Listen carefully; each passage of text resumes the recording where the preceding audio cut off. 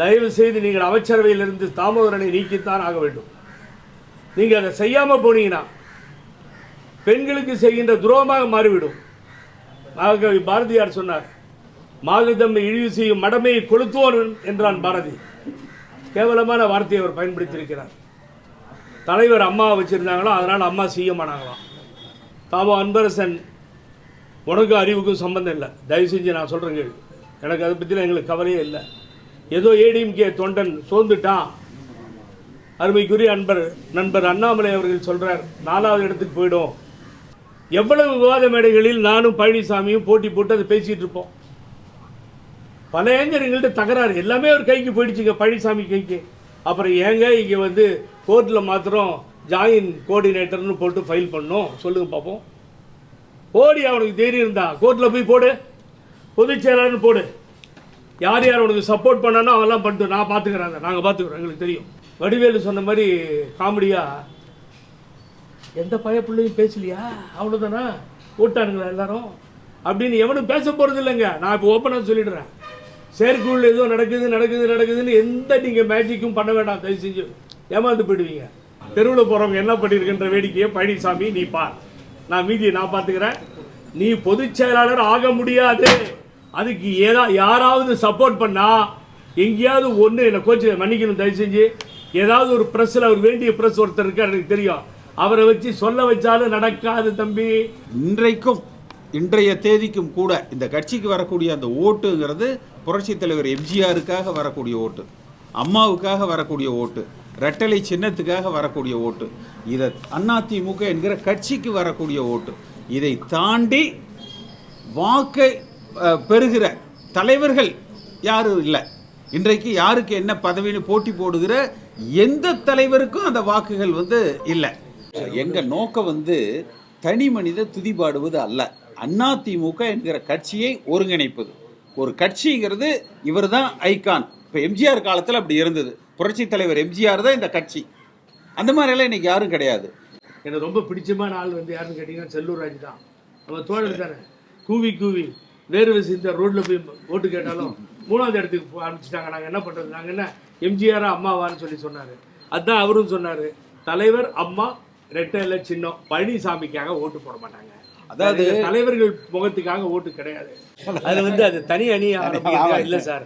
ஆனால் ரொம்ப வேதனையாக இருக்குல்ல சார், சொல்லுங்கள் சார். 12 இடம் சார், 12 இடத்துல சார் 3வது இடத்துக்கு போய் 7 இடத்துல டெபாசிட் போய் இன்னும் தலைவர்னு சொல்லி கொக்கரிச்சா என்ன பண்ணுறது சொல்லுங்க பார்ப்போம். கொலை செய்ய முயற்சிக்கிறார் என்று சொன்ன கட்சியிலுடைய பெருவாரியான மாவட்ட செயலாளர் தன் பக்கம் அழைத்து கொண்டு மிகப்பெரிய ஒரு எதிர்ப்பு அணியாக உருவாகிய வைகோ அவர்களையே மீண்டும் அழைத்த கலைஞர் அவர்கள் எவ்வளவு பெரிய சாணக்கியர் என்பதை எண்ணி பார்க்க வேண்டும்.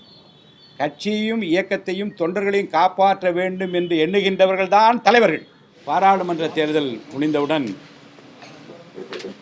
அனைவருக்கும், அனைத்து இந்திய அண்ணா திராவிட முன்னேற்ற கழகத்தினுடைய உறுப்பினர் அனைவருக்கும், பல்வேறு அணிகளாக பிரிந்திருக்கிற அனைவருக்கும் மிகப்பெரிய அதிர்ச்சி ஏற்பட்டது உங்களுக்கெல்லாம் நன்றாக தெரியும்.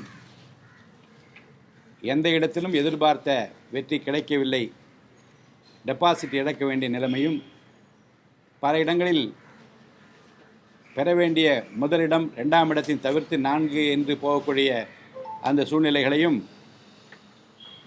பார்த்து பொதுமக்களும் இயக்க தொண்டர்களும், இந்த இயக்கத்தால் நம்பிக்கை கொண்டிருந்த பொதுமக்களும் அதிர்ச்சிக்கு உள்ளானார்கள். இது எங்கே போய் முடிய போகிறது என்கின்ற அந்த கவலையில் தேர்தல் முடிவுகள் வெளியான மறுநாளே தமிழ்நாடு முழுவதும் ஒன்றுபட்டால் உண்டு வாழ்வே, நம்மில் ஒற்றுமை நீங்கில் அனைவருக்கும் தாழ்வே என்று மகாகவி பாரதியின் வார்த்தைகளை சொல்லி உடனடியாக ஒரு போஸ்டரை தமிழ்நாடு முழுவதும் நான் வெளியிட்டேன். அதைத் தொடர்ந்து அருமை சகோதரர் கே.சி. பழனிசாமி அவர்களும் அருமை சகோதரர் புகழேந்தி அவர்களும் நாங்கள் ஒன்றாக இணைந்து இதே நிலைமை நீடித்தால் இந்த கட்சிக்காக உழைத்தவர்கள், தியாகம் செய்தவர்கள், பல்வேறு நிலைகளிலே சிறை தண்டனை அனுபவித்தவர்கள் என்று உழைத்தவர்கள் எல்லாம் என்ன செய்வார்கள்? தொண்டர்கள் விருப்பத்தை நிறைவேற்றுகிற வகையில் உடனடியாக எல்லோரையும் ஒன்றிணைக்கிற ஒரு முயற்சியை நாம் மேற்கொள்ள வேண்டும் என்று உறுதி எடுத்து தான் உங்களை எல்லாம் சந்தித்தோம். அந்த சந்திப்பின் போது எந்த நோக்கத்திற்காக இதை துவக்கி இருக்கிறோம் என்று நாங்கள் சொன்னோம். இது ஒரு அமைப்போ கட்சியோ அல்லது ஒரு தனி அணியோ அல்ல. பிரிந்து கிடக்கின்ற 4 பிரிவுகளாக எங்கள் கண்களுக்கு தெரிகிற அருமை அண்ணன் ஓபிஎஸ் அவர்களையும், அருமை அண்ணன் இபிஎஸ் அவர்களையும், அருமை சகோதரி சசிகலா அவர்களையும், அருமை சகோதரி தினகரன் அவர்களையும் ஒன்றாக இணைப்பதற்கு எங்களால் இயன்ற அளவுக்கு பாடுபட வேண்டும் என்கின்ற உறுதியின் அடிப்படையில் தான் நாங்கள் அனைவருக்கும் கடிதம் அனுப்பியிருக்கிறோம். உரிய நேரத்தில் தக்க பதில் கிடைத்து அனைவரையும் சந்திக்கிற வாய்ப்பை பெறுவோம் என்று நாங்கள் நம்புகிறோம்.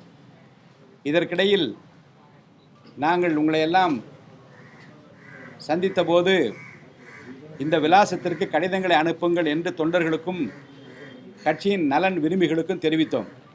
ஆயிரக்கணக்கான கடிதங்கள் அருமை சகோதரர் KC பழனிசாமி அவர்களுக்கு வாட்ஸ்அப் மூலமாக, குறுஞ்செய்தி மூலமாக என்று சந்திக்கிற இடங்களிலெல்லாம் நீங்கள் எடுத்த முயற்சி பாராட்டுதலுக்குரியது, எப்படியாவது ஒன்று சேர்த்து விடுங்கள் என்று அனைவரும் சொல்லக்கூடிய நிகழ்வுகள் எல்லாம் ஏற்பட்டது. அதைத் தொடர்ந்து மாண்புமிகு அண்ணன் ஓபிஎஸ் அவர்களும் ஒரு அறிக்கை வெளியிட்டார்கள். சகோதரி சசிகலா அவர்களும் உடனடியாக ஒரு அறிக்கையை வெளியிட்டார்கள். ஆக தமிழ்நாடு முழுவதும் ஒன்றிணைய வேண்டும் என்கின்ற அந்த உணர்வு மேலோங்கி நிற்கிற நேரத்தில் இதற்கு யாரும் தடையாக இருந்துவிடக்கூடாது என்பதில் நாங்கள் ரொம்ப அக்கறையாக இருந்தோம். யாரையும் புண்படுத்தி பேசுவதை தவிர்த்தும் நாங்களாகவே 4 பிரிவுகளாக இருக்கின்ற யாரையும் குற்றம் குறைகளை காண்பதை விட்டுவிட வேண்டும் என்று உறுதி எடுத்து எங்கள் பணிகளை செம்மையாக செய்வதற்கு சில வியூகங்களை நம்முடைய அருமை சகோதரர் KC பழனிசாமி அவர்களும் அருமை சகோதரர் புகழேந்தி அவர்களும் உங்களுக்கு அறிவிக்க இருக்கிறார்கள். இதில் இணைப்பதில் எங்களை பொறுத்த வரைக்கும் ஒரு ஃபார்முலாவை முன்னர் ஜூலை மாதம் 11ஆம் தேதி பொதுக்குழு நடப்பதற்கு முந்தைய நாள் நான் மாண்புமிகு அண்ணன் ஓபிஎஸ் அவருடைய நம்பிக்கைக்குரியவனாக இருந்து இந்த இணைப்பு முயற்சியை முதல் நாள் இரவு மேற்கொண்டோம். மாண்புமிகு அண்ணன் ஓபிஎஸ் அவருடைய ஆணையின் பேரில் இணை ஒருங்கிணைப்பாளராகிற நம்முடைய அருமை அண்ணன் வைத்திலிங்கம் அவர்களும், அருமை சகோதரர் மனோஜ் பாண்டியன் அவர்களும், நானும் 3 பேருமாக முன்னாள் அமைச்சர்கள் ஏறத்தாழ 8 பேருக்கு மேலே வந்தார்கள். அருமை அண்ணன் ஓபிஎஸ் அவருடைய மருமகன் வீட்டிலே இரவு 10 மணிக்கு அந்த கூட்டம் தொடங்கியது. கொட்டுகிற பெருமழை வெளியிலே உள்ளே உட்கார்ந்து விவாதித்து கொண்டிருக்கிற போது அண்ணன் ஓபிஎஸ் அவர்கள் தொலைபேசி மூலமாக எனக்கு கருத்து தெரிவித்தார்கள். நாளைய பொதுக்குழுவை அமைதியாக இப்போது இருக்கிற விதமாகவே ஒருங்கிணைப்பாளர் நான் என்றும் இணை ஒருங்கிணைப்பாளர் அவர் என்றும் இருக்கிற எதையும் மாற்றாமல் பொதுக்குழுவை அமைதியாக முடித்துவிட வேண்டும் என்கின்ற அந்த கோரிக்கை. அடுத்து அதே பொதுக்குழுவில் அருமை அண்ணன் எடப்பாடி அவர்கள் விரும்புகிற 20 பேரை, 20 முன்னணி தலைவர்களை, இந்த கட்சிக்காக உழைத்தவர்கள், வரலாறு தெரிந்த 20 பேரை அவரே நியமித்து கொள்ளட்டும். அந்த 20 பேர் பெயர்களை அதே பொதுக்குழுவை நாளே அறிவிக்கட்டும். அதற்கு அடுத்து பொதுக்குழு முடிந்தவுடன் இந்த 20 பேரும் கூடி இந்த கட்சியை இன்னும் வலு சேர்த்து நடத்துவதற்கு ஒற்றை தலைமைதான் வேண்டும் என்று முடிவெடுத்து 20 பேரும் ஏகோபித்த முறிவை சொன்னால் நான் உடனடியாக கையெழுத்து போட தயாராக இருக்கிறேன். இனி வருங்காலத்தில் வழிகாட்டுதல் குழு என்று நியமிக்கப்பட்டிருக்கிற அந்த 20 பேரும் என்னென்ன முடிவெடுக்கின்றார்களோ அதற்கெல்லாம் நான் கட்டுப்பட தயாராக இருக்கிறேன் என்பதைத்தான் நான் இப்போது முன்வைக்கின்றேன், சொல்லிவிடுங்கள் என்று என்னிடம் சொன்னார். அதை நான் சொன்னேன். ஆனால் வருகின்ற முன்னாள் அமைச்சர்கள் அதில் மாறுபட்ட கருத்து கொண்டு அவர்களும் தொலைபேசியிலே அவர்கள் தொடர்பு கொண்டார்கள். எங்களிடம் பேசுகிற போது பொருளாளர் பதவி வேண்டுமானால் தரலாம், அவைத்தலைவர் தரலாம் என்றெல்லாம் சொன்னார்கள். நாங்கள் அதற்கு ஒப்புக்கொள்ளவில்லை. ஏனென்றால் கட்சியினுடைய நிர்வாக குழு கூடி, பொதுக்குழு கூடி, ஒருங்கிணைப்பாளர் இணை ஒருங்கிணைப்பாளர் என்று வைத்துவிட்டு 2 பேரும் அடிப்படை உறுப்பினர்களால் தேர்ந்தெடுக்கப்பட்டு சட்ட விதிக்கு உட்பட்டு தேர்தலெல்லாம் முடிந்து கேக்கு ஊட்டி செங்கோலை கையிலே பிடித்து கொண்டு மகுடம் சூட்டி கொண்டு புகைப்படம் எடுத்துக்கொண்டு 5 மாதத்துக்குள்ளாகவே இது மாறுதல் என்று சொன்னால் ஏற்றுக்கொள்ள இயலாது. அண்ணன் சொல்லுவது போல வழிகாட்டு குழு நியமித்து அவர்கள் சொல்லுகிறபடி நடந்து கொள்வது சிறப்பாக இருக்கும் என்று எடுத்து சொன்னோம். ஆனால் அதை ஏற்றுக்கொள்ளவில்லை. அதற்கு பின்னாலே நடந்தது உங்களுக்கு தெரியும். பொதுக்குழுவுக்கு நாங்கள் சென்றது, அவர்கள் பாட்டில் அடித்தது, பல்வேறு பிரச்சனைகளுக்கெல்லாம் ஆளானதெல்லாம் உங்களுக்கு தெரியும். அதற்கு பிறகு 2 இடங்களிலும் இருந்து விரும்பத்தகாத நிகழ்வுகளெல்லாம் நடைபெற்றது. பொதுமக்கள் முகம் சுளிக்கின்ற அளவுக்கு பல்வேறு நிகழ்வுகள் நடந்ததை பற்றியெல்லாம் உங்களுக்கு நன்றாக தெரியும். விளக்கமாக இப்போது நான் சொல்ல தேவையில்லை. எங்களை பொறுத்த வரைக்கும் அடிப்படை உறுப்பினர்களின் விருப்பத்தை நிறைவேற்றுவது ஒன்றுதான் எங்கள் குறிக்கோள். அதை தாண்டி எங்களுக்கு எந்த வேலையிலும் நாங்கள் இறங்கவில்லை. எங்களை பொறுத்த வரைக்கும் ஒன்றை சிந்தித்து பார்த்தோம். இணைப்புக்கு தடையாக இருப்பது என்று சொன்னால் யார் யார் எந்த பதவியில் உட்கார வேண்டும், எப்படி இருக்க வேண்டும் என்பதை பற்றி விவாதிக்க வேண்டும். அப்போ 4 பேரும் உட்கார்ந்து பேசினால்தான் அது முடியும். அதற்குரிய உகந்த சூழ்நிலையை நாங்கள் எதிர்பார்த்து கொண்டிருக்கிறோம். அடுத்து, தேர்தலுக்கு முன்பாகவே எதிர்வருங்காலத்தில் நாங்கள் பிஜேபியோடு தான் இருப்போம் என்று அண்ணன் ஓபிஎஸ் அவர்கள் சொல்வதும் சகோதரர் தினகரன் சொல்வதும் எங்களை பொறுத்த வரைக்கும் இப்போதைக்கு அது ஏற்புடையது அல்ல. 4 பேரும் உட்கார்ந்து பேசி ஒரு முடிவெடுத்து இணைந்த பிறகு கழகத்தினுடைய செயற்குழுவும் பொதுக்குழுவும் கூடி, கழகத்தினுடைய பொதுக்குழுவும் செயற்குழுவும் இணைந்த பிறகு கூடுகிற அந்த கூட்டத்தில் எந்த கட்சியோடு எப்படி கூட்டு சேர்வது என்பதை பற்றி பொதுக்குழுவும் செயற்குழு எடுக்கிற முடிவாக இருக்க வேண்டும் என்பதை அடிப்படையாக வைத்துக்கொண்டால் யாருக்கு எந்த விதமான கவலையும் இருக்காது. இணைகிற போதே இப்படித்தான் இருக்க வேண்டும் என்ற நிர்பந்தங்களை தவிர்க்க வேண்டும் என்பதும் எங்களுடைய உள்ளத்திலே இருக்கிறது. அடுத்து, இணைகிற போது எல்லோரையும் கௌரவப்படுத்துகின்ற விதத்தில் யாருக்கும் சங்கடம் ஏற்படாமல் இயக்கம் வளர வேண்டும், இந்த இயக்கம் நிலைக்க வேண்டும், புரட்சித் தலைவர் விரும்பியது, புரட்சித் தலைவர் அம்மா விரும்பியது நடக்க வேண்டும் என்பதை தவிர வேறு எந்த கோணத்திலும் சிந்திக்கக்கூடாது. ஏனென்றால் எந்த தியாகமும் செய்வதற்கு தயார் என்று அண்ணன் ஓபிஎஸ் அவர்கள் சொல்லிவிட்டார்கள். எல்லோரும் இணைய வேண்டும் என்று சகோதரி சசிகலா அவர்கள் சொல்லிவிட்டார்கள். நான் தனியாக கட்சி நடத்துகிறேன். நான் கேள்விப்படுவது, அருமை சகோதரர் தினகரன் அவர்கள் ஒருவேளை பின்னாளில் இணைப்புக்கு சாத்தியமில்லை என்று சொன்னாலும் ஒரு தனி கட்சி நடத்துகின்ற காரணத்தினாலே ஒரு கூட்டணி வைத்துக் கொள்வது போன்ற நிலைமையை கூட உருவாக்குவதற்கான முயற்சிகளை இறங்கலாம். ஆக அனைத்து இந்திய அண்ணா திராவிட முன்னேற்ற கழகத்தினுடைய வாக்குகள் சிதறக்கூடாது, அது சிந்தக்கூடாது. அதை ஒற்றுமைப்படுத்துவதன் மூலமாகத்தான் அதை ஏற்படுத்த வேண்டும் என்று நாங்கள் விரும்புகின்றோம். ஏனென்றால் ஒரு 4 நாளைக்கு முன்பாக ஒரு கடிதம் அண்ணன் என்னிடம் காட்டினார். ரொம்ப வேதனையாக இருந்த ஒரு 4 பக்க கடிதம் எழுதியிருக்கிறார். வரலாறு, கட்சியினுடைய எப்படி தோன்றியது, எவ்வளோ கஷ்டப்பட்டார்கள், யார் யார் இறந்தார்கள், எந்தெந்த இடத்துல தாலியை விட்டெல்லாம் அந்த கட்சியை நடத்துவதற்கு யார் கஷ்டப்பட்ட என்றதெல்லாம் எழுதிவிட்டு அவர் கேட்டார், திமுக எதிர்ப்பு தான் எங்களுக்கு அடிப்படையே இந்த கட்சியில் நாங்கள் சேர்ந்ததற்கு, இப்போதும் இருப்பதற்கு அதுதான் காரணம். ஆனால் அண்ணன் எடப்பாடி அண்ணன் ஓபிஎஸ் அவர்களை பற்றி சொல்லுகிற போது திமுக ரகசிய கூட்டணி என்று சொல்கிறார். இவர் அவரை பற்றி இல்லை அவர்கள் தான் ரகசிய கூட்டணி என்று அவர் சொல்கிறார். அப்போ நாங்கள் எங்களை போன்ற தொண்டர்கள், ஏதும் அறியாத தொண்டர்கள், எதையும் அனுமதிக்காத தொண்டர்கள் நாங்கள் என்ன நினைக்கிறோம் என்றால், காலாகாலமாக திமுக எதிர்ப்பு என்று வந்தோமே, இப்போது திடீரென்று இவர் திமுகவோட ரகசிய கூட்டணி இவரும் சொல்கிறார் அவரும் சொல்கிறார், இந்த கட்சியை நம்பி எப்படி நாங்கள் திமுக எதிர்ப்பது என்கின்ற எண்ணம் எங்களுக்கு வந்து கொண்டிருக்கிறது என்கின்ற வேதனையோடு ஒரு கடிதத்தை கொடுத்திருக்கிறார். அடுத்த கேள்வி கேட்கிறார், திமுக எதிர்ப்பு தான் எங்கள் உள்ளத்திலே இருக்கிறது, எங்கள் உடம்பிலே ஓடிக்கொண்டிருக்கிறது என்று சொன்னால், அந்த திமுக வலுவாக எதிர்ப்பது 2 பேரும் தயாராக இல்லை என்று ஒருவரை ஒரு குற்றம் சாட்டி கொண்டால் நாங்கள் வேறு வழியை ஏன் சிந்திக்கக்கூடாது என்று கடிதத்தை முடித்திருந்தார். உள்ளபடியே சொல்கிறோம், கண்ணீர் வடிக்காத குறைதான், வேதனைப்பட்ட. ஏனென்றால் அவர் சொல்வதிலே அடிப்படை கருத்து இருக்கிறது. ஆக இந்த கட்சி 1.5 கோடி தொண்டர்கள் 2 கோடி தொண்டர்கள்லாம் சொல்லிவிட்டு வாக்கு சதவீதத்தையும் பெற்றிருக்கிற வாக்களை எப்படி கூட்டி பார்த்தாலும் கூட எந்த இடத்திலும் அது அவர்கள் பொருந்தி இருக்கிற அந்த உறுப்பினர்களுக்கான வாக்களை கூட பெற முடியாத நிலையில் அனைத்து இந்திய அண்ணா திராவிட முன்னேற்ற கழகம் இருக்கிறது என்ற வேதனை எங்களுக்கு எல்லாம் இருக்கிறது. வாக்குகள் குறைந்து கொண்டு வருவது ஒரு எச்சரிக்கையாக எடுத்துக்கொள்ள வேண்டும். வாக்கு சிதறி இருப்பதை ஒரு எச்சரிக்கையாக எடுத்துக்கொள்ள வேண்டும். உண்மையிலேயே இந்த கட்சி நிலைக்க வேண்டும் என்று 4 தலைவர்களும் விரும்பினால், இந்த கட்சி தான் தங்களை வளர்த்து ஆளாக்கி உருவாக்கி அழகு பார்த்தது என்பது உண்மையானால், நிச்சயமாக 4 பேரும் இணைவதற்குரிய தேதியை குறிப்பிட்டு கலந்து பேசி அமர்ந்து அந்த முடிவை எடுக்க வேண்டும். அப்படி அவர்கள் எடுக்குவதற்கு கால தாமதப்படுத்துவார்களானால் தமிழ்நாடு முழுவதும் இருக்கிற இந்த உணர்வுள்ள தொண்டர்கள், நாங்கள் சொல்லுகிற இந்த கோரிக்கை அனைவரும் ஒன்றுபட வேண்டும் என்கிற கோரிக்கையை வலியுறுத்துகிற தொண்டர்கள் திரளுகிற நிலைமை உருவாகும். அதை பற்றிய விளக்கங்களை எல்லாம் அருமை சகோதரர் உங்களுக்கு தெரிவிப்பார்கள். உங்களை எல்லாம் சந்திப்பதிலே மகிழ்ச்சி அடைகின்றோம்.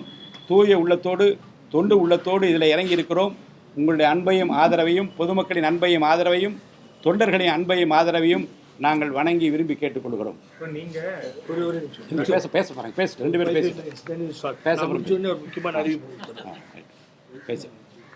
கழக ஒருங்கிணைப்பு குழுவை சார்ந்த மூத்த சகோதரர் அண்ணன் ஜேசிடி பிரபாரன் அவர்கள் கருத்துக்களை சொன்னார். மிக முக்கியமான அறிவிப்பை இறுதியாக எனது அன்பு சகோதரர் இரவும் பகலுமாக அதற்காக பாடுபட்டு ஒரு பட்டியலையே தயார் செய்து விட்டார். நாங்கள் துணையாக நின்றோம். ஆகவே அவரே அதை வெளியிடட்டும். ஆகவே வெளியிட இருக்கிறார். என்னன்னு கேட்டிங்கன்னா, ஒருங்கிணைப்பு குழு என்ன நீங்கள் என்ன பண்ணீங்கன்னு கேட்க முடியும். பண்ண ஓப்பனாக சொல்லிட்டாரு, 4 பேர் உட்காந்து பேசினா முடியும்னு. ஆனால் இது ஏதோ நியூயார்க்லேயும் ஜப்பான் தூரத்துலேயும் இங்கேயும் தூரம் இல்லை. எங்கள் போயஸ் தோட்டத்துக்கும் கிரீனிஸ் ரோடுக்கும் 5 நிமிஷம் தான் ஆகும். ஒன்று இவங்க போகணும், இல்லை அவங்க வரணும். இது இப்படியே டிலே பண்ணிட்டு போய் கட்சி அழிஞ்சு போயிட்டே இருக்கு. இதுக்கு நடுவில் நான் ஒரு 5 மினிட்ஸ் என்னுடைய வேதனைகளை கொட்டி தீர்க்க வேண்டும், வேறு வழியே இல்லை. ஏன்னு கேட்டீங்கன்னா, காலையில் எழுந்தவுடன் நான் கடவுளை பார்த்ததில்லை. கடவுள் வடிவிலே புரட்சித் தலைவர் எம்ஜிஆரையும் அம்மா அவர்களையும் தான் பார்த்திருக்கிறேன். திராவிடர் கழகத்தினுடைய பொதுச் செயலாளர் தலைவர் வீரமணி, ஆசிரியர் வீரமணி அண்ணன் அவர்கள் 69% இடஒதுக்கீடை கொண்டு வந்த பொழுது நாங்கள் கடவுளை பார்த்ததில்லை, அம்மா உருவத்திலே கடவுளை பார்க்கிறோம் என்று சொன்னார். ரொம்ப முக்கியமான பாயிண்ட்டுக்கு வரேன். இந்த நாட்டை ஆளுகின்ற முதலமைச்சர் நான் வாக்களித்தவர்களுக்கு மாத்திர முதல்வர் அல்ல, வாக்களிக்காதவர்களுக்கும் முதல்வர் என்று சொல்லி எனது பெரியப்பா புரட்சி தலைவர் எம்ஜிஆர் என்று சொன்னார். எனது பெரியப்பா அவர் படம் ரிலீஸ் ஆனா காலையிலே போயிடுவேன். ஒரு நாள் போக முடியாமல் போச்சு, டிராஃபிக்கில் மாட்டிட்டு ரொம்ப கஷ்டமாக போச்சு. ஆகவே அவருடைய அறிவுரையின்படி தான் நல்லா படித்து மேலே வந்து இந்த நிலைமையில் வந்திருக்கிறேன் சொன்னது மு.க. ஸ்டாலின் அவர்கள். புரட்சி தலைவர் எம்ஜிஆரை புகழ்ந்து பெரியப்பா என்று சொன்னார்கள்.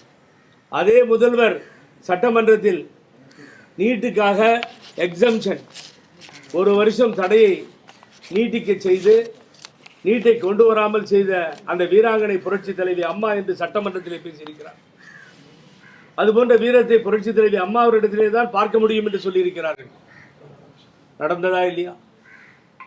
2 தலைவர்களுக்கும் அரசு அவர்கள் பிறந்த நாளை அரசு விழாவாக நீங்கள் அறிவித்தீர்கள். அதையும் நாம் பார்த்தோம், மகிழ்ந்தோம். ஒலிம்பிக் செஸ் ஹேண்டில் போட்டோவை போடுறார் மு.க. ஸ்டாலின் அவர்கள். நாங்கள் நன்றியை தெரிவித்துக் கொள்கிறோம். 21 லட்சம் ரூபாய் நீங்கள் சத்துணவு திட்டத்திற்காக அந்த அம்மா உணவகத்திற்காக ஒதுக்கினீர்கள், பாராட்டுகிறோம். ஆனால் உங்களது அமைச்சரவையிலே ஒரு அமைச்சர் தாமோ அன்பரசன் என்பவர் எவ்வளவு கேவலமாக பேசினார் என்று சொன்னால், ஏதோ நடிகர் வந்துட்டார் சிஎம் அவரு. நான் மிக பணிவோடு அன்போடு சொல்லிக்கொள்ள கடமைப்பட்டிருக்கின்றேன். தாமோ அன்பரசன் அவர்களே, நீங்கள் யார் என்று மக்களுக்கு தெரியாது. உங்களது கட்சி அமைச்சர் என்று உங்களை அமர வைத்திருக்கிறது. உங்களது கட்சி தலைவரிடம் கற்றுக்கொள்ளுங்கள். யாரோ எம்ஜிஆர் இல்லை, சிறு சேமிப்பு தலைவராக தனது பதவியை தொடர்ந்த அவர் 30 ஆண்டு காலம் 40 ஆண்டு காலம் கடும் உழைப்பிலே தான் திராவிட முன்னேற்ற கழகத்தை வளர்த்தவர்கள். புரட்சி தலைவர் எம்ஜிஆர் போல ஒரு தலைவரை நீங்கள் பார்க்கவே முடியாது. பேரறிஞர் அண்ணா சொன்னார், எனது இதயக்கணி முகத்தை காட்டினால், ராமச்சந்திரன் முகத்தை காட்டினால் அது வெற்றியாக மாறும். மக்கள் வெள்ளம் திரண்டு வந்த சக்திக்குரியவர் தான் எம்ஜிஆர் அவர்கள். ஏதோ ஐட்டாரே அப்படின்னு ஒரு வார்த்தையை சொல்லிட்டு அடுத்த வார்த்தை, நான் வேதனையோடு இந்த முதலமைச்சரை கேட்டுக்கொள்கிறேன். இன்றைய இந்த பேட்டியில் அவர் முக்கியமான அறிவிப்புக்கு முன்னால தயவு செய்து நீங்கள் அமைச்சரவையிலிருந்து தாமோதரனை நீக்கித்தான் ஆக வேண்டும். நீங்கள் அதை செய்யாமல் போனீங்கன்னா பெண்களுக்கு செய்கின்ற துரோகமாக மாறிவிடும். மகாகவி பாரதியார் சொன்னார், மாதத்தம்மை இழிவு செய்யும் மடமையை கொளுத்துவோர் என்றான் பாரதி. கேவலமான வார்த்தையை அவர் பயன்படுத்தியிருக்கிறார். தலைவர் அம்மா வச்சிருந்தாங்களோ அதனால் அம்மா செய்ய மாட்டாங்களாம். உனக்கு முதல்ல வரலாறு தெரியுமா? தம்பி வா தலைமையேற்கவா என்று பேரறிஞர் அண்ணா நாவலரை அழைத்தார். அதற்கு பின்னாலே நாவலர் விட்டு கொடுத்ததாலே கலைஞர் அவர்கள் பொறுப்பிற்கு வந்தார்கள். இறந்து போன தலைவர்களை நாங்கள் இழிவாக பேச தெரியாதவர்கள். நான் பேச மாட்டேன், அண்ணன் பேச மாட்டார், பழனிசாமி பேச மாட்டார், கஜேந்திரன் பேச மாட்டார். இங்கே இருக்கிற எனது அருமை சகோதரர் சென்னை மாநகரத்தை சார்ந்த மாவட்ட கழக செயலாளர் சிவா பேச, எங்களுக்கு பேச வராது. நீங்கள் சொல்லி கொடுத்தா கூட கலைஞரை நாங்கள் தவறாக பேச மாட்டோம். இறந்துட்டார். ஆனால் எவ்வளவு பெரிய வார்த்தை வச்சிருந்ததால அதுக்கு ஒரு கைத்தட்டல் வேற. பல கோடி தொண்டர்களை புரட்சி தலைவர் எம்ஜிஆர் அவர்கள் ரசிகர்களாகவும் தொண்டர்களாகவும் வைத்திருந்தார். அப்படித்தான் அம்மாவையும் ஒருவராக அவர் வைத்திருந்தார். எதிர்காலத்திலே திராவிட முன்னேற்ற கழகம் என்கின்ற கட்சி எதிர்க்கக்கூடிய சக்தி படைத்தவர் புரட்சி தலைவி அம்மா என்பதால் தான் அவரையும் வைத்திருந்தார். அவர் புரட்சி தலைவர் எம்ஜிஆர் தோற்றதே இல்லை, வெற்றியின் படிக்கட்டுகளில் ஏறிய பழக்கப்பட்டவர். அம்மாவிடம் மோதி மோதி தோற்றீர்கள். திராவிட இயக்கம் 55 ஆண்டு காலம் சக்கரத்திலே சுழண்டு ஆட்சி கட்டியில் இருந்ததற்கு அம்மா அவர்கள் முக்கிய காரணம். நடிகருக்கு நாடாள தெரியுமா என்று கேட்டார்கள்.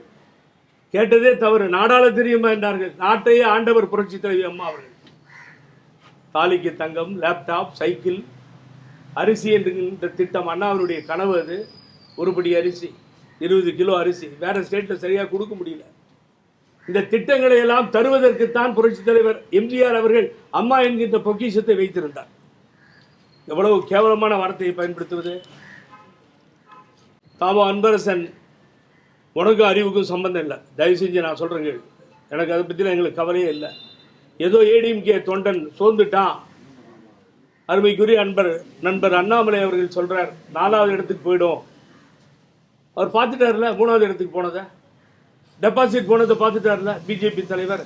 அதனால் அவர் சொல்கிறார் நாங்கள் வந்துடுவோம், 4வது இடத்துக்கு போயிடுவோம். அதிமுக தொண்டர்கள் சோர்ந்து போனதாக சரித்திரமே இல்லை. அம்மாவையும் தலைவரையும் தவறாக பேசினீர்கள் என்று சொன்னால் எந்த நிலைக்கு வேண்டுமானாலும் இறங்கி போராட இந்த தொண்டர்கள் தயாராக இருக்கிறோம். இதுதான் நான் தாமோ அன்பரசனுக்கு சொல்லுவேன். நீங்கள் சொன்னதுக்கு மன்னிப்பு கேட்கணும். இல்லை என்றால் நான் மதிக்கக்கூடிய முதல்வர் முதலில் அமைச்சர்கள் தூக்கி எறிய வேண்டும். அப்போ நீங்கள் பேசுறதுலாம் பொய்யிடும் சார். அருமைக்குரிய சகோதரி கனிமொழி சொல்லியிருக்காங்க, அம்மாவின் வீரத்தை பாராட்டுகிறேன், அவங்க எனக்கு பிடிச்ச தலைவின்னு. அதெல்லாம் பொய்யிடும். அன்பரசன் பேச்சுக்கு மிக கேவலமான பேச்சு.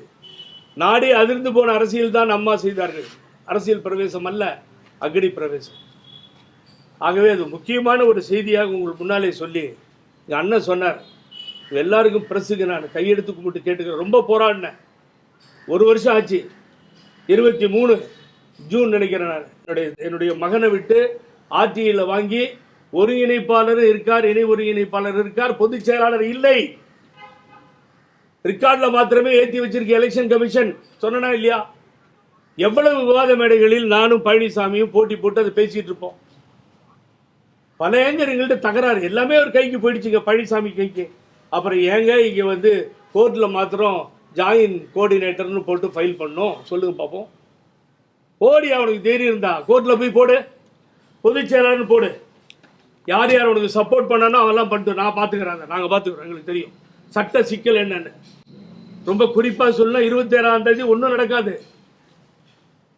வடிவேலு சொன்ன மாதிரி காமெடியா, எந்த பழைய பிள்ளையும் பேசலையா, அவ்வளோதானா, ஓட்டானுங்களா எல்லாரும் அப்படின்னு எவனும் பேச போகிறது இல்லைங்க. நான் இப்போ ஓப்பனாக சொல்லிடுறேன். செயற்குழு ஏதோ நடக்குதுன்னு எந்த நீங்கள் மேஜிக்கும் பண்ண வேண்டாம். தயவு செஞ்சு ஏமாந்து போயிடுவீங்க. யாரும் கேட்கறதுக்கு ஆள் இல்லை. ஒரு ஆள் தான் கேட்டார். கூவி தெருவில் அலைஞ்சு ஓட்டு கேட்டோம், யாரும் போடலை. எங்கள் முகத்தை பார்த்து எவனும் ஓட்டு போட மாட்டான். நாங்கள் என்ன அம்மாவா தலைவரான்னு கேட்டது செல்லூர் ராஜு. அடுத்த நாளே அவரை சரி பண்ணிட்டாங்க. நடுவில் புந்து ப்ரெஸ் மீட் பண்ண. ஸோ யாரும் அங்கே கேட்க மாட்டாங்க. 26ஆம் தேதி கூட்டம் கூடும். அங்கே ஒரு தீர்மானம் நிறைவேற்ற, சட்ட பிரச்சனை இருக்கவருக்கு ஒரு தீர்மானத்தை நிறைவேற்றி கொள்ள அதை கூட்டுகிறார். அவர் இறங்கி வர்றது ரொம்ப கஷ்டமாக இருக்குது. அண்ணன் ஓப்பனாக சொல்லிட்டார். இறங்கி வந்தால் தான் கட்சி காப்பாற்றப்படும் என்கின்ற சூழ்நிலை. அதற்காக நாங்கள் தொடர்ந்து பாடுபடுகிறோம். அது நடக்கும் என்று நிச்சயமாக நடக்கும் வரை ஓய மாட்டோம். இப்போ பழனிசாமி அவர்கள் எங்கள் பழனிசாமி, அந்த பழனிசாமி இல்லை, அந்த பழனிசாமிகிட்ட நம்மளால் முடியலன்னு வச்சுக்கோங்களேன். இப்போ தெருவில் போகிறவங்கன்னு சொல்லிட்டு இருந்தாருங்களா, ரொம்ப திமிரா தினவட்டா. அந்த தெருவில் போகிறவங்க பண்ண காரியத்தை இப்போ அவர் சொல்லுவார். எவ்வளோ பேர் லிஸ்ட் அவுட் பண்ணிட்டாரு.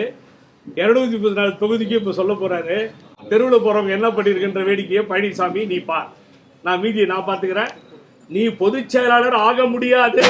அதுக்கு யாராவது சப்போர்ட் பண்ணா எங்கேயாவது ஒன்று என்னை கோச்சு மன்னிக்கணும் தயவு செஞ்சு. ஏதாவது ஒரு ப்ரெஸ்ஸில் அவர் வேண்டிய ப்ரெஸ் ஒருத்தர் இருக்கார், எனக்கு தெரியும். அவரை வச்சு சொல்ல வச்சாலும் நடக்காது தம்பி. இது லீகல் ஃபைட், லீகல் பேட்டில் முடியவே முடியாது. கடைசி வரைக்கும் நீ பொதுச் செயலாளர் ஆக முடியாது. இனி பொதுச் செயலாளர் போட்டினா லாயர் நோட்டீஸ் வரும். அதை நாங்கள் பார்த்துக்கணும், எப்படி எப்படி எப்படி சால்வ் பண்ண முடியும் தெரியும். இந்த ஒருங்கிணைப்பு குழுவினுடைய பணிகள் எப்படி துவக்கப்பட்டது, எப்படி செயல்பட்டு கொண்டு இருக்கிறது என்பதை மிக விளக்கமாக அருமை சகோதரர் JCT பிரபாகரன் அவர்கள் உங்கள்கிட்ட விளக்கமாக சொன்னார்.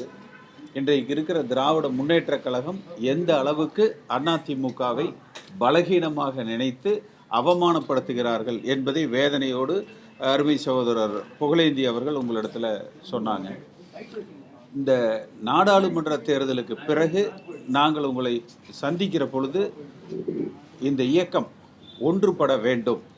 ஏன்னா 44% 45% இருந்த வாக்கு வங்கி என்பது இன்றைக்கு 20% குறைந்திருக்கிறது. அப்போ இதே நிலை நீடித்தால் அடுத்து வருகிற சட்டமன்ற தேர்தலோ அல்லது உள்ளாட்சி தேர்தலோ வெற்றி வாய்ப்பு என்பதை கனவில் கூட நினைக்க முடியாத அளவுக்கு அதிமுக தொண்டர்கள் சோர்வடைந்திருக்கிறார்கள்.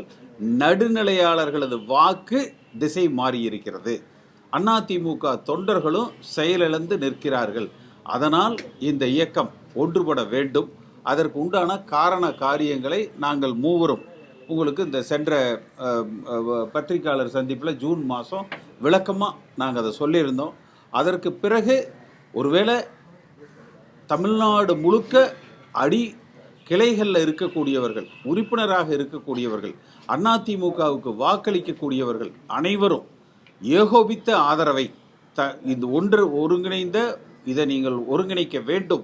இந்த முயற்சியை எந்த சூழ்நிலையிலும் கைவிட்டு விடாதீர்கள் என்று லட்சக்கணக்கான தொண்டர்களிடத்திலிருந்து எங்களுக்கு அந்த ஆதரவு பெருகி வந்தது, இன்னும் வந்து கொண்டு இருக்கிறது. ஆனால் திரு ஜேசிடி பிரபாகரன் அவர்கள் உங்களிடத்தில் சொன்னதை போல தலைவர்கள் மட்டத்தில் அவர்களுக்கு இந்த கட்சியை பற்றியோ எதிர்காலத்தை பற்றியோ மீண்டும் ஆட்சிக்கு வர வேண்டும், கடந்த கால வரலாறுகளை பற்றியோ கட்சியினுடைய சித்தாந்தங்களை பற்றியோ கவலை இல்லை. அவங்களுக்கு என்ன பதவி, இதை பற்றி மட்டுமே கவலையாக இது பண்ணி 4 பேரில் இந்த கேம் ஆடுவாங்கல்ல, அந்த மாதிரி யாருக்கு என்ன பதவி, அந்த மாதிரி தான் அவங்க சுற்றி வர்றாங்களே ஒழிய இருக்கிற வாக்கு வங்கி யாரோ என்ன பதவியிலையோ நம்ம இருந்துக்கலாம், அது அப்புறம் பேசிக்கலாம். எப்படி நமக்கு ஓட்டு குறைஞ்சது, இதை எப்படி நம்ம அதிகப்படுத்துறது, வருகிற சட்டமன்ற தேர்தலில் ஆளுகிற கட்சியாக அதிமுகவை எப்படி உருவாக்குவது என்பதை பற்றி அந்த சிந்தனைகளே இன்றைக்கு மேல்மட்ட அளவில் தலைவர்களாக இருக்கிறவர்கள் சிந்திப்பதில்லை. அவர்கள் கவனமெல்லாம் அவர்களுக்கு என்ன பதவி என்பதில் மட்டுமே இருக்குது. இன்றைக்கு இருக்கிற அரசியல் சூழ்நிலைகள்னு பார்த்தீங்கன்னா திராவிட முன்னேற்ற கழகம் மீண்டும் ஆளுகிற கட்சியாக நாங்கள் வந்து விடுவோம் என்கிற அதீத நம்பிக்கையில், அது இந்த கடந்த பாராளுமன்ற தேர்தல் வாக்குப்பதிவுகளுக்கு பிறகு அடுத்த சட்டமன்ற தேர்தலிலும் எப்படி மோடி அவர்கள் 400 தொகுதி என்று இலக்கு நிர்ணயித்து செயல்பட்டதை போல இவர்கள் 200க்கு மேலே பெற்று விடுவோம் என்று இன்றைக்கு திமுக இலக்கு நிர்ணயித்து அவர்கள் பயணிக்கிறார்கள். திரு புகழேந்தி அவர்கள் சொன்னதை போல பாரதிய ஜனதா கட்சியை பொறுத்த வரைக்கும் நாங்கள் 3வது இடம் 4வது இடத்துக்கு தான் அதிமுக போகும். ஒவ்வொரு கட்சியும் தான் வளர வேண்டும் என்று நினைக்கலாம். ஆனால் திரு அண்ணாமலை அவர்களது நோக்கம் அதிமுகவை பலகீனப்படுத்த வேண்டும் என்பதாக மட்டுமே இருக்குது. அதைத்தான் மத்தியில் இருக்கிற பாரதிய ஜனதா கட்சியும் முயற்சி செய்து கொண்டு இருக்கிறார்கள். இந்த சூழ்நிலையில் அதிமுகவுக்கு தூணாக விளங்குகிற கிளை அளவில் இருக்கக்கூடிய, ஒன்றிய நகர அளவில் இருக்கக்கூடிய, வெளியில் முகம் தெரியாமல் இந்த இயக்கத்தை தூணாக தாங்கி பிடிக்கிற அதிமுக தொண்டர்களிடத்தில், உறுப்பினர்களிடத்தில் அவர்கள் எங்களோடு தொடர்பு கொண்டு ஒவ்வொரு சட்டமன்ற தொகுதி வாரியாக முதலில் நாம் ஒரு ஒருங்கிணைப்பு குழுவை அமைப்போம். அதில் தொகுதிக்கு குறைந்தது 10 பேரிலிருந்து 100 பேர் வரை முதல் கட்டமாக நாங்கள் இணைந்து இந்த ஒருங்கிணைப்பை பணியாற்றுகிறோம். அதிமுக என்பது தலைவர்களால் உருவாக்கப்பட்ட இயக்கம் அல்ல, தலைவர்களால் வளர்ந்த இயக்கம் அல்ல. அதிமுக என்கிற இயக்கம் தொண்டர்களால் உருவாக்கப்பட்டு புரட்சி தலைவர் எம்ஜிஆர் அவர்கள் அந்த தொண்டர்களின் இயக்கத்தில் தன்னை இணைத்து கொண்டார். அவர் துவக்கல, தொண்டர்கள் உருவாக்கிய இயக்கத்தில் அவர் தன்னை இணைத்து கொண்டார். அதே போல இந்த இயக்கத்தினுடைய வளர்ச்சியை இந்த தொண்டர்கள் தான் தாங்கி பிடிச்சிருக்கிறாங்க. இந்த தொண்டர்கள் தான் இந்த இயக்கத்தை காப்பாற்றி இருக்கிறாங்க. அப்ப முதல் கட்டமாக தமிழ்நாட்டில் இருக்கிற 234 தொகுதிகளுக்கும் இன்றைக்கு தொகுதிகளுக்கு நாங்கள் ஒரு 10 பேர் கொண்ட அந்த பட்டியல் நிர்வாக அந்த ஒருங்கிணைப்பு குழுவை ஒவ்வொரு சட்டமன்ற தொகுதி வாரியாக நாங்கள் அறிவிச்சிருக்கிறோம். அதில் அந்த பட்டியல் உங்களுக்கு இதில் இருக்கு, முழு காப்பி இதில் இருக்கு. இதை எல்லா பத்திரிகைக்காரங்களுக்கும் பிடிஎஃப்ல இப்போ எல்லாத்துக்குமே நாங்கள் வாட்ஸ்அப்பில் ஷேர் பண்ணுறோம். யார் வேணாலும் அவங்கக்கிட்ட நீங்கள் கேட்டுக்கலாம். எல்லா தொகுதியிலையும் கிட்டத்தட்ட தொகுதிக்கு 100 பேர் இன்றைய சூழ்நிலைக்கு தயாராக இல்லை. இந்த இயக்கத்தை நாம் ஒற்றுமைப்படுத்தணும், வலிமைப்படுத்தணும். தலைவர்களை பற்றி பிரச்சனையே கிடையாது. இப்போ இன்றைக்கும் இன்றைய தேதிக்கும் கூட இந்த கட்சிக்கு வரக்கூடிய அந்த ஓட்டுங்கிறது புரட்சி தலைவர் எம்ஜிஆருக்காக வரக்கூடிய ஓட்டு, அம்மாவுக்காக வரக்கூடிய ஓட்டு, ரெட்டலை சின்னத்துக்காக வரக்கூடிய ஓட்டு, இதை அதிமுக என்கிற கட்சிக்கு வரக்கூடிய ஓட்டு. இதை தாண்டி வாக்கை பெறுகிற தலைவர்கள் யாரும் இல்லை. இன்றைக்கு யாருக்கு என்ன பதவின்னு போட்டி போடுகிற எந்த தலைவருக்கும் அந்த வாக்குகள் இல்லை. அந்த அதிமுக என்கிற உருவாக்கப்பட்ட அந்த வாக்கு வங்கியில பலனடைவதற்கு மட்டுமே அதை விகிதாச்சாரம் கொண்டு பங்கிக் கொள்வதில் மட்டும்தான் இன்றைக்கு இவர்கள் முட்டி மோதி கொண்டு இருக்கிறாங்க. அதனால இது ஒரு பக்கம் திரு ஜேசிடி பிரபாகரன் அவர்கள் சொன்னதை போல அது பேச்சுவார்த்தை, ஆனால் அது நடக்குது. சென்ற முறை நாங்கள் அந்த பிரஸ் மீட்டுக்கு அப்புறம் அந்த அழுத்தம் ஏற்பட்ட காரணத்தினால இவர்கள் மட்டத்தில் அந்த 6 அமைச்சர்கள் சென்று பேசி இருக்கிறாங்க. அது வெளியில தெரியாம இன்னும் பல பேச்சுவார்த்தைகள் நடந்துகிட்டு இருக்குது. அது வெளியில சொல்லக்கூடாதுங்கிறதுனால திரு ஜேசிடி பிரபாகரன் அவர்கள் அதை சொல்லலை. பல கட்டங்களாக பலர் அவங்களுக்குள்ளாகவே இதை பேசிட்டு இருக்கிறாங்க. அந்த ஒருங்கிணைப்பு குழுவில் நாங்கள் எடுத்த அந்த முன் முயற்சி என்பது நிச்சயமா சிறப்பாக அது நடந்து கொண்டு இருக்குது. அது ஒரு பக்கம் இருந்தாலும் கூட கிளை அளவில் இருந்து அடிமட்ட அளவில் இருந்து அந்த வாக்கு வங்கியை அந்த 20% குறைந்த அந்த வாக்கு வங்கியை மீண்டும் 45% வாக்கு வங்கியாக இதை கட்டமைக்க வேண்டும் என்பதற்காக தொகுதிக்கு முதற்கட்டமாக இன்னைக்கு ஒரு 1300 பேர் கொண்ட ஒரு பட்டியல் இப்போ ரிலீஸ் பண்ணுறோம். அடுத்தடுத்த வாரங்களில் அடுத்தடுத்த பட்டியல் ரிலீஸ் பண்ணுறோம். 2.5 லட்சம் தொண்டர்கள் இதற்காக தங்களை அடையாளப்படுத்தி கொண்டு இருக்கிறார்கள். எந்த தலைவர்கள் பின்னாடி அவர்கள் இல்லை. புரட்சி தலைவர் எம்ஜிஆர், ஜெயலலிதா அம்மா, இரட்டை இலை சின்னம், அதிமுக என்கிற கட்சி. இதை தாண்டி வேற யாருக்காகவும் அவங்க இல்லை. இதற்காக மட்டும்தான் இந்த இயக்கத்தோடு அவர்கள் பயணிக்கிறாங்க. திமுகவை ஆளவிடக்கூடாது, அவர்களுக்கு ஒரு மாற்று திராவிட சக்தியாக அதிமுக வலிமையோடு விளங்க வேண்டும், தேர்தலில் வெற்றி பெறுகிற இயக்கமாக விளங்க வேண்டும் என்கிற ஒரு நோக்கம். தமிழகத்தில் பாரதிய ஜனதா கட்சி நுழையக்கூடாது, அந்த மதவாத இந்துத்துவ சக்திகள் தமிழகத்தில் நுழைய விட்டுவிடக்கூடாது. அதிமுகவுடைய அந்த வீழ்ச்சியோ சரிவோ மற்ற தேசிய கட்சிகள் தமிழகத்தில் கால் ஊன்றுவதற்கு நாம் இடம் கொடுத்து விடக்கூடாது. அடிப்படையில் இருந்து இந்த இயக்கத்தை கட்டமைக்க வேண்டும் என்பதற்கான ஒரு முதல் முயற்சியாக இது இருக்கு. நிச்சயமா இன்னும் சட்டமன்ற தேர்தலுக்கு 15-16 மாதங்கள் இருக்கு. அதற்கு உள்ளாக தொகுதிக்கு 1000 அதிமுக தொண்டர்கள், புரட்சி தலைவர் எம்ஜிஆர் காலத்திலிருந்து பயணிக்கிறவர்கள், அவர்கள் குடும்பத்து பிள்ளைகள். இதெல்லாம் எம்ஜிஆர் காலத்திலிருந்து இருக்கிறவங்கன்னா அவங்களுக்கெல்லாம் வயசாயிருக்குங்க, அந்த மாதிரி யாரும் தவறாக நினைச்சிட வேண்டியதில்லை. அவர்கள் குடும்பத்தினுடைய பிள்ளைகள் எல்லோரும் முன் வந்திருக்கிறாங்க. தொகுதிக்கு 1000 பேர்னா ஆளுக்கு 50 ஓட்டு இது பண்ணாலே தொகுதிக்கு 50,000 ஓட்டு ஆச்சு. அதே 1.25 கோடி ஓட்டுக்கு மேலே வந்துடும். அப்போ இன்றைக்கு அதிமுக பெற்றிருக்கிற 80 லட்சமோ 70 லட்சமோ அந்த வாக்குகளை சேர்த்துக்கிற பொழுது அந்த 45% வாக்குகளை கொண்ட 2 கோடி வாக்குகளை பெறக்கூடிய வல்லமை பெற்ற ஒரு இயக்கமாக வரும். அந்த முயற்சியில் நாங்கள் இன்றைக்கு ஈடுபட்டு கொண்டு இருக்கிறோம். அந்த பட்டியல் இப்போ உங்களுக்கு எல்லாத்துக்குமே பிடிஎஃப்ல அனுப்பிச்சு விட்டோம்.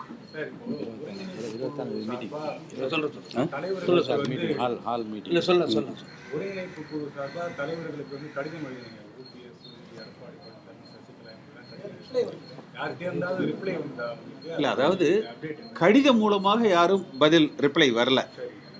ஆனால் அதனுடைய தொடர்ச்சி தானே அந்த 6 அமைச்சர்கள் எடப்பாடி பழனிசாமி அவர்களோடு போய் ஒருங்கிணையணும்னு சொல்லி வலியுறுத்தினாங்க.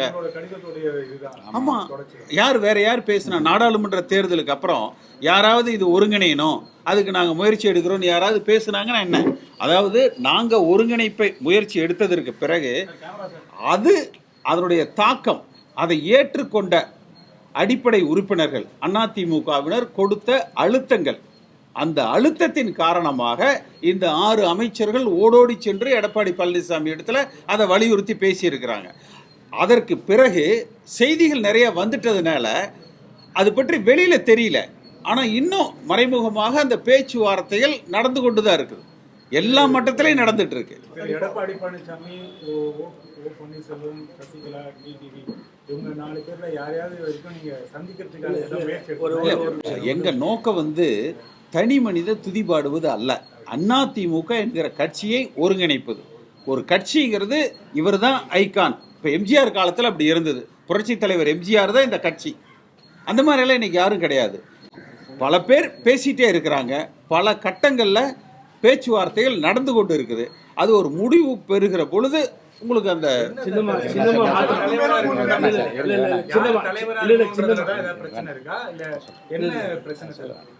வந்து 4 பேருக்கும் கடிதம் அனுப்பி உரிய நேரத்தில் அந்த சந்திப்பு நடைபெறும். 4 தலைவரிடம் இருக்கிற அடுத்த கட்டத்தில் இருக்கிற அடுத்த கட்ட தலைவர்கள் எங்களோடு கருத்துக்களை பரிமாறிக்கொண்டிருக்கிறார்கள். எப்படி சந்திப்பு நடந்தால் எப்படி இணைந்தால் சரியாக இருக்கும் என்பதை பற்றி 4 தலைவரிடம் இருக்கக்கூடிய அடுத்த கட்டத்தில் இருக்கக்கூடிய தலைவர்கள் தங்களுடைய கருத்துக்களையும் சொல்லிக் கொண்டிருக்கிறார்கள். இந்த காலகட்டத்தில் பெயர்களை வெளியிடுவதோ என்ன சமரச ஃபார்முலா சொல்லி வெளியிடுவதோ சரியாக இருக்காது என்ற காரணத்தினால் தான் அதை பற்றி நாங்கள் சொல்லாமல் இருக்கிறோம். உரிய நேரத்தில் எல்லா சந்திப்புகளும் முறையாக இறைவன் அருளால் நடைபெறும். ஒருத்தர் கூப்பிட்டுட்டே இருக்காங்க, போவோம் எப்பன்னு சொல்லி சொல்லுவாங்க. அதுதான் வேணான்ட்டு இருக்கு.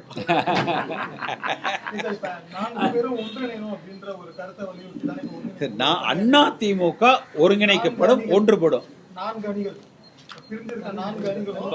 இல்ல நான் ரொம்ப அழகா சொன்னேன். இவங்க 2 பேரும் சொல்றதை விட எனக்கு ரொம்ப பிடிச்சமான ஆள் வந்து யாருன்னு கேட்டீங்கன்னா செல்லூர் ராஜ் தான். நம்ம தோழர் தானே. கூவி கூவி வேறு இந்த ரோட்ல போய் ஓட்டு கேட்டாலும் 3வது இடத்துக்கு அனுப்பிச்சிட்டாங்க. நாங்கள் என்ன பண்றது, நாங்கள் என்ன எம்ஜிஆரா அம்மாவான்னு சொல்லி சொன்னாரு. அதுதான் அவரும் சொன்னாரு, தலைவர் அம்மா ரெட்டை இல்லை சின்னம், பழனிசாமிக்காக ஓட்டு போட மாட்டாங்க. அதாவது தலைவர்கள் முகத்துக்காக ஓட்டு கிடையாது. ஒன்றிணைக்கணும்னு சொல்லி தொண்டர்கள் மத்தியில் இறங்கிட்டோம். இப்போ ஊரா ஒன்றிணைப்போம். வட்டக்கழகம், ஒன்றிய கழகம், நகரக் கழகம், மாவட்ட கழகம் எல்லாத்தையும் ஒன்றிணைக்கின்ற பணியில் எங்களை ஈடுபடுத்திட்டு தெரு தெருவா போறோம். அவர் தான் சொல்லியிருக்காரு தெருவில் போறவங்கன்னு. இனிமேல் தெரு தெருவா போவோம். எடப்பாடி பழனிசாமி அவர்களை வந்து ஒரு பொதுச் செயலாளராக இல்ல, அதான் தயவு செய்து பிரசுக்காரங்களை மன்னிக்கணும். நீங்க சொல்லாதீங்க, அதை அவங்க சொல்லட்டும். அந்த பொதுக்குழுன்னு 2800 பேரை பாக்கெட்ல வச்சு விலைக்கு வாங்கி வச்சிருக்காரு. செயற்குழு கூடும், கை தட்டிட்டு வெளியில் அழிச்சு வந்துருவாங்க. அவங்க சொல்லட்டும். நீங்க சட்டத்திலேயே இல்லை, அவர் தான் கோர்ட்டில் கொண்டு போய் இணை ஒருங்கிணைப்பாளர்னு சொல்லியிருக்கார். 1 வருஷத்துக்கு முன்னாடி இருந்து சொல்லி நிரூபிச்சுட்டா புகழேந்திரன். ஆகவே தயவு செஞ்சு பொதுச் செயலாளர் சொல்லவே சொல்லாதீங்க. சொன்னீங்கன்னா சட்டப்படி. அதாவது 4 அணிகளும் ஒன்றிணைக்கணும் அப்படின்ற ஒரு முயற்சி இருக்கு. அந்த ஒன்றிணையத்தோட தொடர்ச்சி வந்து ஒற்றை தலைமை மறுபடியும் வரணும்னா அது எப்படி இருக்கும்? யாரு தலைமை, யாரு உட்கார்ந்து பேசும்போது எங்களுக்கு வந்து எம்ஜிஆர் தான் இன்றைக்கு இந்த இயக்கத்தை புரட்சி தலைவர் எம்ஜிஆர் தான் வழி நடத்துறாரு. இப்போ வந்து அவங்கவுங்க யார் பலம் என்னங்கிறதோ, இல்லை எங்ககிட்ட செயற்குழு இருக்குது, பொதுக்குழு இருக்குது, இல்லை தென் மாவட்டங்கள் எங்ககிட்ட இருக்குதுங்கிறவங்களோ பெற்ற வாக்குகளை எடுத்து பார்த்தீங்கன்னா அந்த வாக்கு விதத்தில் பெரிய வெற்றிகள் வந்து இல்லை. அதனால வந்து இதில் பொதுக்குழுவோ செயற்குழுவோ இந்த தனிப்பட்ட தலைவர்களோ இருக்கிறத கூறு போட்டு பங்கு போட்டுக்கிட்டு இருக்கலாம். ஆனால் தொண்டர்களது மனநிலை என்பது ஒன்றுபட்ட ஒருங்கிணைக்கப்பட்ட வலிமை 2 கோடிக்கு மேலே 45% மேலே வாக்கு வங்கி தேர்தலில் வெற்றி பெறுகிற கட்சியாக அதிமுக அமைக்கப்படும். இதுல யார் தலைமை அப்படிங்கிறதெல்லாம் வந்து முக்கியமே கிடையாது. அதெல்லாம் இன்னும் டைம் இருக்குல்ல, இன்னும் டைம் இருக்குல்ல. திரும்ப ஒன்று புரிஞ்சுக்கல. 4 பேரும் அமர்ந்து பேசுகிற ஒரு காலகட்டம் நெருங்கி கொண்டிருக்கிறது. அதை மட்டும் இப்போ சொல்லிடுறேன். அப்படி அமர்ந்து பேசுகிற போது அவர்களுக்குள்ளாவே சில முடிவுகள் எட்டப்படும். அந்த முடிவுகள் தொண்டர்களை மகிழ்விப்பதாக, அனைத்து இந்திய அண்ணா திராவிட முன்னேற்ற கழகத்தை நம்பி இருக்கிற பொதுமக்களை மகிழ்விப்பதாக அந்த முடிவு இருக்கும் என்று நாங்கள் நம்புகின்றோம். அதை நோக்கி பயணித்துக் கொண்டிருக்கிறோம். சார், இப்போ நீங்க ஒரு 1300 பேர் போஸ்டிங் போடுறீங்க, கிட்டத்தட்ட ஒரு 2 லட்சம் பேர் வருவாங்கன்னு சொல்றீங்க. இப்போ நம்பர்ஸ் இன்க்ரீஸ் ஆகிட்டே போடுறீங்க. இது பேரலா ஒரு 5வது அணியை நோக்கி போதும். அருமையான கேள்வி. நாங்கள் இதில் அணியெல்லாம் வந்து இருங்க. நாளைக்கே நாங்கள் விரும்புகிறபடி எடுத்துக்கிற முயற்சியெல்லாம் வெற்றி பெற்று 4 பேர் உட்கார்ந்து பேசி எல்லாரும் ஒன்றாக இணைந்து பணிபுரிவோம் என்று சொன்னால் எல்லாருக்கும் மாலை அணிவித்து விட்டு எங்கள் பணியை முடித்துக் கொள்வோம். அது வந்து அது தனி அணி இல்லை சார். ஆனால் ரொம்ப வேதனையாக இருக்குல்ல சார். சொல்லுங்கள் சார். 12 இடம் சார். 12 இடத்துல சார் மூணாவது இடத்துக்கு போய் 7 இடத்துல டெபாசிட் போய் இன்னும் தலைவர்னு சொல்லி கொக்கரிச்சா என்ன பண்றது சொல்லுங்க பார்ப்போம். ஆகவே இது இது இது இந்த மாதிரி நிலைமைகள் மாற வேண்டும். 26ஆம் தேதி நாங்கள் எங்களது பழனிசாமி அவர்களும் அண்ணன் ஜேசிடி பிரபாகரன் அவர்களும் இந்த சிவு போன்ற சென்னையில் இருப்பவர்கள் எல்லாம் இப்போ சொன்ன மாதிரி 26ஆம் தேதி பாரிஸ் ஆனது 11 மணிக்கு காலை 10 to 11 சிராஜ் மஹால் எக்மோரில் இந்த ஒருங்கிணைக்கப்பட்ட இந்த பொறுப்பாளர்கள் கூட்டம் நடைபெறுகிறது. இதில் தமிழகம் முழுவதும் இருந்து எல்லாரும் அங்கே கலந்துக்கிறாங்க. அதை நீங்கள் நேரடியாகவே பார்க்கலாம். ஆகவே நாங்கள் செய்திருக்கின்ற பணிகளை தெரிந்து கொள்ளலாம். மாபெரும் மாநாடு போல ஒரு கூட்டத்தை நாங்கள் நடத்துகிறோம் என்பதை தெரிவித்துக் கொள்கிறோம். கட்சியை காப்பாற்ற எப்படி நீங்க சாத்தியப்படுன்றீங்க 4 பேர்? ஏன்னா ஒருவர் கடும் விமர்சனம் இல்லை, அதாவது கடும் விமர்சனம் அவதூறா வரையும் பேசிட்டாங்க.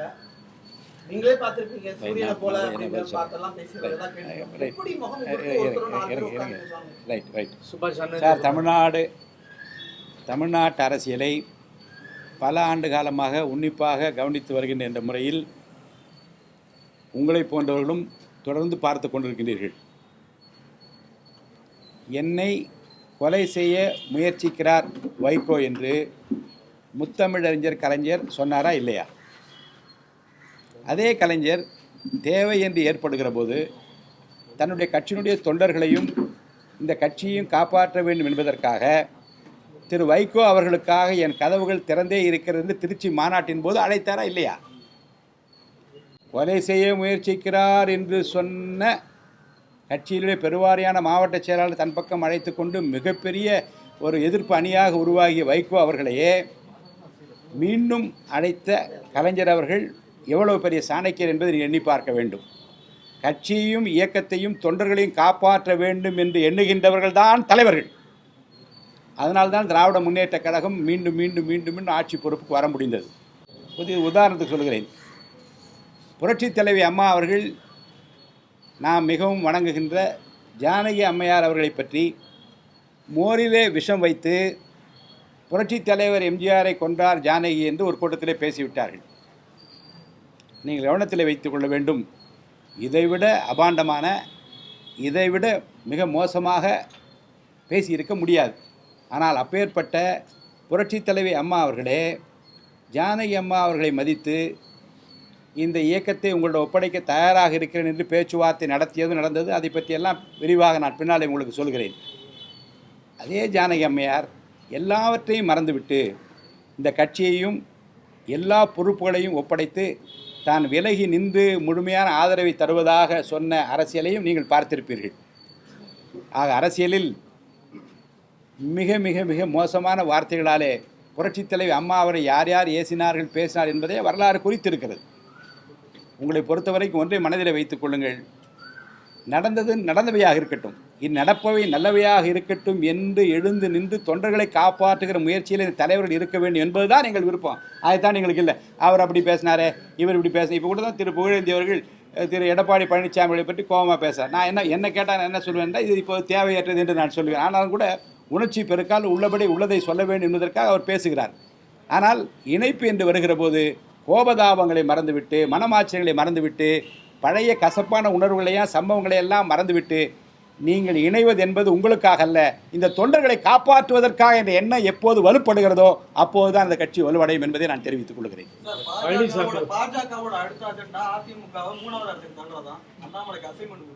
நான் சொல்கிறேங்க, திரு அண்ணாமலை அவர்கள் பாராளுமன்ற தேர்தலின் போது அனைத்து இந்திய அண்ணா திராவிட முன்னேற்ற கழகத்தை மீட்டெடுத்து திரு தினகரன் கையில் ஒப்படைப்பேன் என்று தேனி கூட்டத்திலும் அண்ணன் ஓபிஎஸ் அவர்கள் போட்டியிடுற கூட்டத்துக்கு வந்தபோது இந்த கட்சியை மீட்டெடுத்து நான் திரு ஓபிஎஸ் அவரிடம் ஒப்படைப்பேன் என்று சொன்னதை நீங்கள் எல்லாம் பார்த்திருப்பீர்கள். அவர் தன்னுடைய கட்சியை வளர்ப்பதற்காக பாடுபடுகிறார் என்பதோடு நான் நிறுத்திக் கொள்கிறேன். அனைத்து இந்திய அண்ணா திராவிட முன்னேற்ற கழகத்தை அழிப்பதற்கோ வளர்ப்பதற்கோ அண்ணாமலை தேவையில்லை, தொண்டர்கள் பார்த்துக் கொள்வார் என்பதை நான் மனதில் வைத்துக் கொள்ளுங்கள்.